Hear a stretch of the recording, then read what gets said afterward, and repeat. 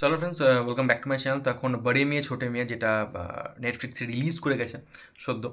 তো সেটা নিয়ে কথা বলো, কারণ থিয়েটার্সের সিনেমাটা তো আমার দেখা হয়নি। তো নেটফ্লিক্সে দেখলাম সিনেমাটা কেমন লাগলো সেটা নিয়ে কথা বলবো। তো এবার এই মানে আমার ফার্স্টে একটা কথা বলো যে এই সিনেমাটা যখন প্রোমো বেরোচ্ছিল বা সিনেমাটা যখন প্রথম অ্যানাউন্সমেন্ট হয়েছিল অনেক বছর আগে, তখন সিনেমাটা নিয়ে একটা যথেষ্ট ভালো এক্সাইটমেন্ট ছিল যে সিনেমাটা আলী আব্বাস জাফর ডিরেকশন দিচ্ছে। আহ, আহ, অক্ষয় অক্ষয় কুমার, টাইগার শ্রফ একসাথে আসছে দুটো, ওই আমাদের ওজি অ্যাকশন হিরো এবং এখনকার যে নতুন অ্যাকশন হিরোদের মধ্যে উঠে আসছে আমাদের একজন দুজন একসাথে আসছে। তো একটা ভালো একটা action thriller film, commercial film দেখতে চলেছি। তো সেটা নিয়ে ভালো এক্সাইটমেন্ট ছিল। বাট তারপর যখন সিনেমাটা রিলিজ করলো ঈদে, সিনেমাটার ব্যাকল্যাশ পেলো, কর্পোরেট বুকিং, ফেক বুকিং, হ্যান ত্যান করে সিনেমাটা খুবই বাজে অবস্থা হয়েছিল। হ্যাঁ, প্রোডাকশন হাউস বলছে হিট করে গেছে, বাট প্রোডাকশন হাউসের কথা আমি বিশ্বাস করি না, কারণ প্রোডাকশন হাউসটার ওপরই কোনো ভরসা নেই। আমি বুঝি এন্টারটেনমেন্ট। তো সিনেমাটা আমার কেমন যে লেগেছে বলি, সিনেমাটা আমার ভালো লাগেনি। সিনেমাটা আমার ভালো লাগেনি, তার কারণ হচ্ছে, ফার্স্ট কারণ আমি বলি, এই সিনেমাটার একটা যে কোনো সিনেমার ফার্স্ট অ্যান্ড ফরমোস্ট সিনেমার হিট করার পিছনে একমাত্র দায়ী বলবো না, সবচেয়ে গুরুত্বপূর্ণ যদি ভাবে যদি দায়ী কেউ হয়ে থাকে সেটা হচ্ছে ডিরেক্টর। তো ডিরেক্টরের ওপর তো আমার পূর্ণ বিশ্বাস ছিল।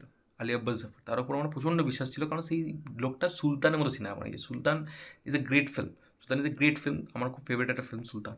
তো সেই ডিরেক্টরটা যখন বড়ে মেয়ে ছোটে মেয়ে বানায়, তখন খুব খারাপ লাগে, তখন খুবই খারাপ লাগে। এবং মানে আলী আব্বাস জাফরের থেকে এটা আমি আর কাছে মানে কী বলবো, এক্সপেক্টেড ছিল না।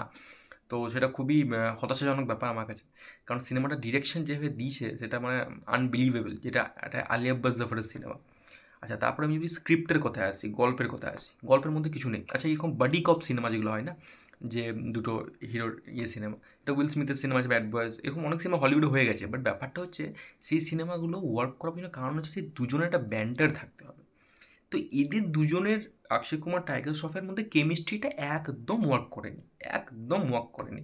মানে এত জঘন্য কেমিস্ট্রি হয়েছে, এত জঘন্য, আমার কাছে কিন্তু একদম ওয়ার্ক করে দুজনাই। মানে দুজনে দুজনকে আমি ভাবছি না একে অপরকে টক্কর দেবে।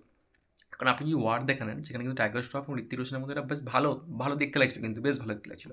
কিন্তু এইখানে সেই জিনিসটা কিন্তু ক্রিয়েট হয়নি, অক্ষয় কুমারের সাথে টাইগার শ্রফের ব্যাপারটা, সেই ম্যাজিকটা ক্রিয়েট হয়নি, যেটা দরকার ছিল এইসব সিনেমার ক্ষেত্রে। এই বাডি কপ সিনেমার ক্ষেত্রে এটাই ইম্পর্টেন্ট, যে ওই দুজনের মধ্যে ব্যান্ডারটা, তার মধ্যে যখন দুজন খুব বড় একটা অ্যাকশন হিরো দুজন আসছে স্ক্রিনে প্রথমবারের জন্য, তখন এক্সপেকটেশন আরও বেশি থাকে। তো সেটা পুরোপুরি ফুলফিল করতে তো পারেইনি এবং ধেরিয়েছে।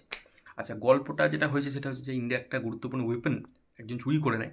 যে কবির, যে ক্যারেক্টার পৃথ্বীরাজ সুকুমারের, সে কেন চুরি করে, এবং তার ফিরোজ এবং রাকেশ যে দুজন আছে, মানে অক্ষয় কুমার, টাইগার শ্রফ, তাদের সাথে কী সম্পর্ক এবং তাদের কাছ থেকে কেন রিভেঞ্জ নিতে চাই সেটা, এবং এটা কি পারবে সেই ওয়েপনটা ফিরিয়ে আনতে। 3 দিন সময় আছে, তো সেটা দেখতে গেলে আপনাকে বাড়ি মেয়ে ছোটে মেয়ে দেখতে হবে। তো এই সিনেমার যে গল্প, গল্প কিন্তু রুটিন গল্প, ঠিক আছে, গল্প খুবই রুটিন একটা গল্প, কোনো নভেলটি ফ্যাক্টর নেই। এআই ক্লোনিং এসব জিনিস দেখিয়েছে, সেখানে একটা জিনিস করেছে, কিন্তু ব্যাপারটা হচ্ছে সেখানে আমি এআই বা ওইসব টেকনোলজিক্যাল অ্যাডভান্সমেন্ট দেখিয়ে দিলে তো সিনেমাটার কিছু ভালো হয়ে যায় না। সিনেমাটা দেখার জন্য ফার্স্ট দেখতে হবে স্ক্রিন প্লে কেমন। তো এখানে যে স্ক্রিন প্লে যারা লিখেছে, তারা কি গাঁজা খেয়ে স্ক্রিন প্লে লিখেছে কিনা আমার সন্দেহ আছে। স্ক্রিন প্লে দেখি খুব সিনেমাটা না প্রচণ্ড ফাস্ট সিনেমা চলে, মানে আপনাকে বোর কিন্তু হতে দেবে না, এটা কিন্তু মানতে হবে।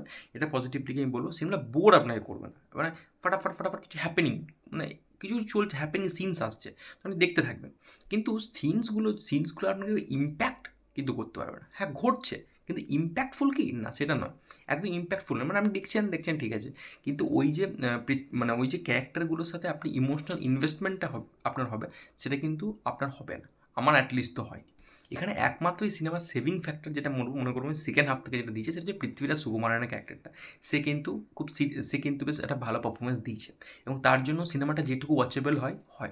এখানে অক্ষয় কুমারের মতো একজন অ্যাক্টরকে নেওয়া হয়েছে, তাকে দিয়ে কমেডি করানোর চেষ্টা করা হয়েছে, রাজুর আইকনিক পোজ, কিছু কিছু ডায়লগ, কিন্তু সেই জিনিসটা না একদম ফ্ল্যাট হয়ে গেছে। আর টাইগার শ্রফ করে ছেড়েই দিলাম আমি, ও তো হবেই না, ওর পুরো বাজে। এবং দুজন ফ্লপ, এখন দুজন যা ফ্লপের স্ট্রিক চলছে, দুজনকে যখন একসাথে নেওয়া হয়েছে, দুজনেরই কামব্যাক সিনেমা হওয়া এটা উচিত ছিল, কিন্তু সেটা হতে পারে না। এবং ডায়লগের কথায় আমি আসি, ডায়লগ এত ক্রিঞ্জ ডায়লগ হয়েছে, এত জঘন্য ডায়লগ হয়েছে।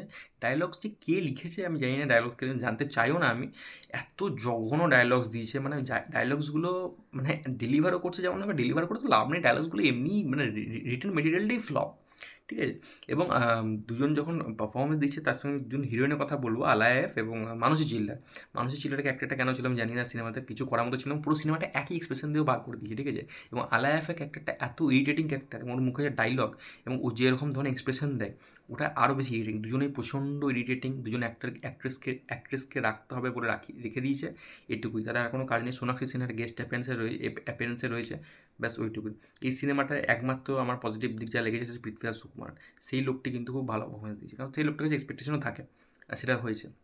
এবং সিনেমাটা কিছু কিছু সিনস আছে, একটা মানে আপনি কোডিং করে জিনিসটা বের করার চেষ্টা করছেন, এদিক ওদিক হয়ে জিনিসটাকে আনার চেষ্টা করছেন, ওদিক থেকে একজন মিসাইল মেরে মানে দেওয়াল ভেঙে সেটা করে দিল। তা আপনার যখন ভাই দেওয়ালই ভাঙারই থাকবে, তাহলে আপনি কোডিং ফোডিং করার দরকারটা কি? তাহলে আপনার ওটা করার দরকার কী? এবং বক্তব্য হচ্ছে আপনার যে ভিলেন, ঠিক আছে, ভিলেন আপনি যখন জানতে পারছেন কে ভিলেন, সেটা জানতে আপনার এত সময় লেগে যাচ্ছে, কিন্তু ভিলেনটার যে ব্যাক স্টোরি সেটা সেটা সেটা যদি সেটা যখন আপনি জানতে পারবেন অ্যাজ অ্যান অডিয়েন্স, আপনার মনে হবে যে ভাই ভিলেনটা মানে কে ভিলেন, মানে কে চুরি করেছে সেটা জানতে এত টাইম লাগার তো কথাই নয়, লাগার কথাই নয়। এরকম ধরনের কাজ স্ক্রিন প্লে কীরকম লিখেছে, আমি মানে সত্যি বলছি আজব স্ক্রিন প্লে। এবং এই সিনেমার একটা কথা যেটা বলতে ভুলে গেলাম, অ্যাকশন, যেটা সিনেমার কিন্তু একটা গুরুত্বপূর্ণ প্লাস পয়েন্ট আমি বলবো। সিনেমার অ্যাকশন কিন্তু ভালো, কারণ হলিউডের কোম্পানি ভিএফএক্সও করেছে, এবং এবং অ্যাকশন স্টান্টস করেছে হলিউডের ইয়েকে নেওয়া হয়েছে অ্যাকশন মাস্টার থেকে, তো তারা কিন্তু অ্যাকশন খুব ভালো করেছে। সিনেমায় এক্সপ্লোশনের প্রচুর সিন আছে, সিনেমায় ভোরে ভোরে এক্সপ্লোশন রয়েছে, এক্সপ্লোশন সব জায়গাতে এক্সপ্লোশন, কিছু বোম ফাটছে, সব জায়গায় বোম ফেটেই চলেছে, ঠিক আছে। আচ্ছা, অ্যাকশন সিন সিনেমার প্রথম থেকে শেষ পর্যন্ত পুরো দোস্ত রয়েছে, কিন্তু অ্যাকশন তো ভালো। আপনি যদি সিনেমাটাকে অ্যাকশনটাকে বাদ দিয়ে দেন, action as an individual thing আপনার দেখতে ভালো লাগবে, বাট সিনেমার খাতিরে যে অ্যাকশন, মানে emotion behind the action is not strong. সেখানে অ্যাকশনটা কিন্তু আপনাকে ওইভাবে সেন্সে দেখতে গেলে ভালো লাগবে না। অ্যাকশন হচ্ছে ভালো লাগে দেখতে, দুজন ভালো অ্যাকশন করেন, সেটা দেখতে ভালো লাগছে, সেটা কোনো অসুবিধা নেই। এবং ভিএফএক্সের কথা যদি বলি, ভিএফএক্স কিন্তু ভালো করেছে, যেহেতু আলী আব্বাস জাফর রয়েছে। এই পূজা এন্টারটেনমেন্ট যদি একা করতো তাহলে ওই গানপাতের মতো রেজাল্ট বেরোতো, যেটা আরও একটা জঘন্য সিনেমা। ওদের ওদের ওদের প্রোডাকশন হাউস কথা ছেড়ে দিই, প্রোডাকশন হাউস নিয়ে কথাই বলতে চাই না আমি, এত জঘন্য প্রোডাকশন হাউস এটা, এত বাজে বাজে খাতে খাওয়া সিনেমা বানাচ্ছে এটা। আর আমি একটা কথা বলতে, ট্রেলারে একটা সিন ছিল, ট্রেলারে ওই দুজন মরুভূমিতে হাঁটছিল, তো ওইখানে সিনটা দিনের বেলা ছিল, সিনেমা সেটা করেছে রাত্রিবেলা। তো ওটা দেখবেন, আপনি দেখেই বুঝতে পারেন কালার গ্রেডিং কত খারাপ, কত জঘন্য বাহিয়াত, ঠিক আছে। স্ক্রিপ্ট ভালো নয়, স্ক্রিন প্লে ভালো নয়, পারফরমেন্স ভালো নয় কিছু, এবং যে কমেডি ক্রিয়েট করার চেষ্টা করেছে কমেডিটাও ওয়ার্ক করে। একটা সিরিয়াস সিন চলছে, তারপরে জোর করে কমেডি ঢোকাতে হবে, জোর করে কমেডি, জোর করে স্লো মোশন এত সিন আছে না দুজনের, এত সিন আছে স্লো মোশনে, আপনি দেখলে দেখলে বুঝতে পারবেন। এত স্লো মোশন, 3.5 ঘন্টা সিনেমা হেক্টিক লাগছে, মানে মাথা খারাপ হয়ে যাচ্ছে আমার। মানে 3.5 ঘন্টা সিনেমা কে দেখবে? সিনেমাটা 3.5 ঘন্টা, এটা 45 মিনিট দেখা সম্ভব না, তো 3.5 ঘন্টা বিশাল ব্যাপার।